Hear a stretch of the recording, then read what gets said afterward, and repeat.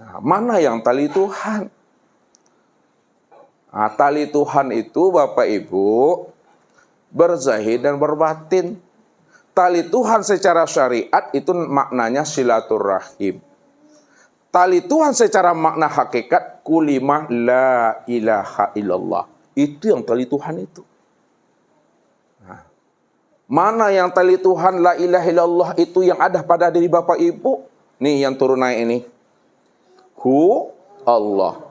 Itu dia. Hu Allah. Masuknya hu, keluarnya Allah. Naiknya hu, turunnya Allah. Itu yang tali Allah tuh. Tali rahasia yang ada di dalam diri kita, penghubung rohani ini dengan Tuhan. Makanya kita mesti berpegang dengan tali Allah yang ada dalam diri ini. Jangan sampai putus tali Allah itu. Siapa yang putus tali Allah di dalam dirinya, di mana turun naiknya napas, keluar masuknya napas, tidak berzikir, kena putus hubungannya dengan Allah. Apa kata Rasulullah Bapak Ibu? Man akhraja nafasin bi ghairi li zikrillah fahuwal mait kal hayawan dunal baqara kal khinzir. Siapa yang tidak berpegang pada tali Allah, lupa dia, ingat Allah, tidak tahu yang keluar dan yang masuk itu, yang mana yang keluar, yang mana pula yang masuk. Kalau keluar kemana tembusnya, kalau masuk kemana pula batasannya. Tidak paham mereka, tidak tahu mereka cara menghubungkan rohani kepada Allah, cara menyambungkan tali kepada Tuhan.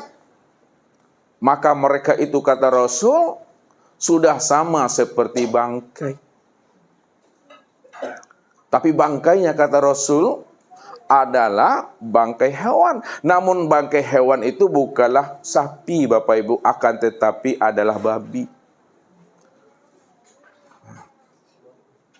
Makanya kita mesti senantiasa menyambung tali Allah itu selalu dalam diri kita, jangan sampai putus.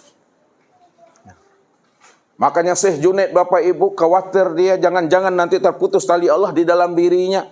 Sampai-sampai beliau itu menghukumkan dirinya di tengah-tengah umat itu. Apa maknanya? Apabila hatiku ini lupa, hatiku ini lalai mengingat Allah walaupun sesaat, aku hukumkan diriku ini adalah murtad. Dihukumkannya dirinya kafir. Karena takut dia Bapak Ibu.